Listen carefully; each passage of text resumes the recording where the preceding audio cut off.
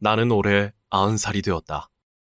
70살에 전 재산을 잃고 시작한 번역일이 책으로 200권이 넘는다. 90살에 쇼펜하우어와 니체 책을 편역한 책들은 운이 좋게도 10만 부가 넘게 팔린 베스트셀러가 되었다. 어느새 주름이 가득한 백발의 노인이 되었다. 죽음을 생각할 수밖에 없는 나이. 삶의 끝이 오니 보이는 것들이 있다. 1. 90년 인생에서 가장 후회되는 것. 부끄러운 이야기지만 나는 인간으로서의 기능을 한 가지 상실해버렸다.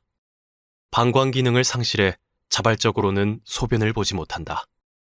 치료를 받기 위해 대학병원에 입원했다. 병실에는 나처럼 늙은 육신 천지일이라 생각했다. 한데 새파랗게 어린 친구가 2명이나 있었다. 내 바로 옆자리 청년은 교통사고로 하반신 마비가 되어 죽을 때까지 소변줄을 넣어야 하는 자가도뇨 상태였다. 청년은 매일 밤 팔굽혀펴기를 했다. 잠을 청하려 하면 삐거덕거리는 쇳소리에 눈이 떠졌다. 아침에 팔굽혀펴기는 무엇 때문에 하느냐고 물었다. 청년의 반응은 나의 예상을 뛰어넘었다. 그는 씩 웃으며 말했다. 태어나면 휠체어를 타고 국토종단을 해보는 게 꿈이에요. 나는 그가 부러워졌다. 절망과 공포 앞에서도 심장이 두근거릴 만큼 내일이 궁금해지는 희망이.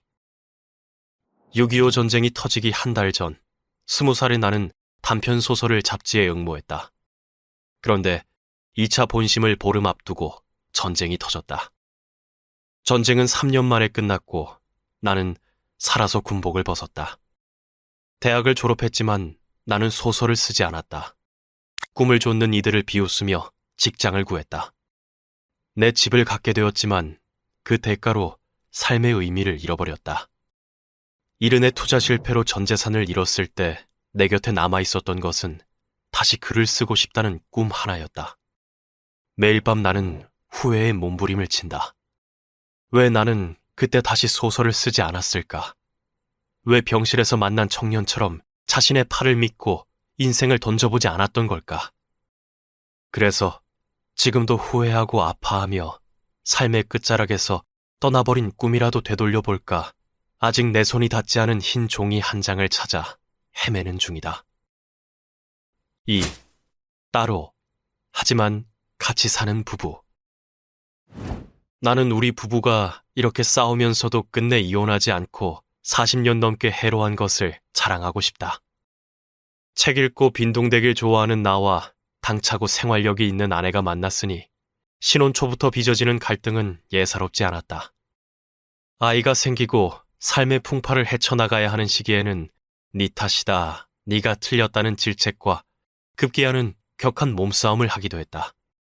수십 년을 그리 부대끼며 치열하게 살아도 끝내 달라지지 않는 것이 있었으니 천성과 인생관이다. 아내는 늘 주변의 사람들이 끊이지 않는다. 나는 아내처럼 타인과 교류하는 것이 불가능했고 아내는 내가 사색에 잠기는 시간을 이해하지 못했다. 부부는 1 더하기 1은 2가 아니라 1 더하기 1은 1이 되는 공식이다. 내 삶의 반을 내어주지 않고서는 결코 유지될 수 없다. 서로의 다른 천성과 인생과는 나이 들어 내가 집에 있게 되면서 더 심각한 상황들을 만들어내기 시작했다. 10년 가까이 나는 서재에 틀어박혀 나오지 않았고 아내는 외부 활동에 열을 올렸다. 서로가 무엇을 하는지 관심이 없었다. 어느 날 아내로부터 뜻밖의 제안을 받게 되었다.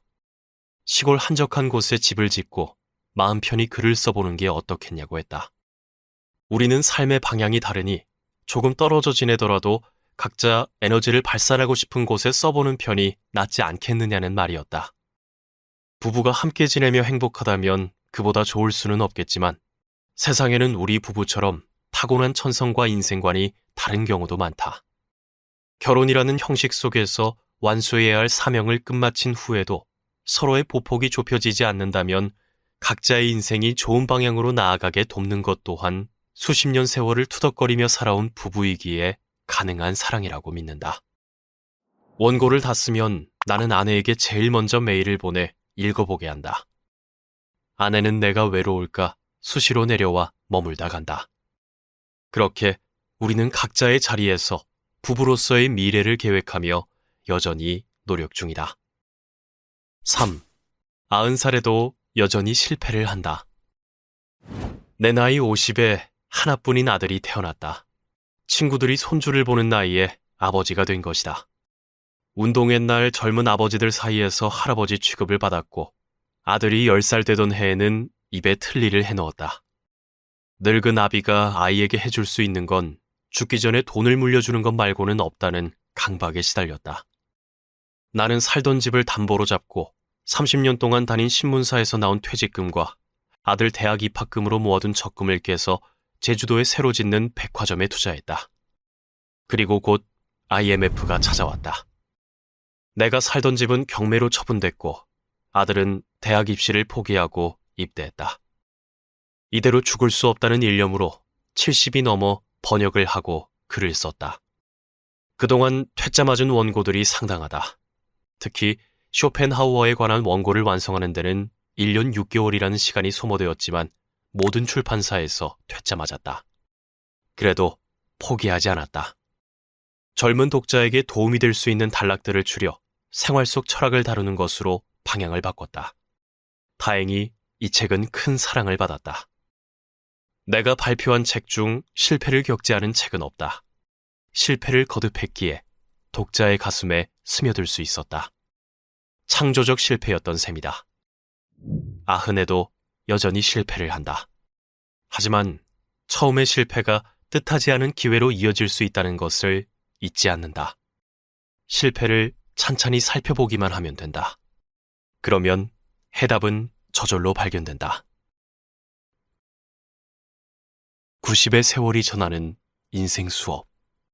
문이 닫히면 어딘가 창문은 열린다. 이 콘텐츠가 도움이 되었다면 구독과 좋아요를 눌러주세요.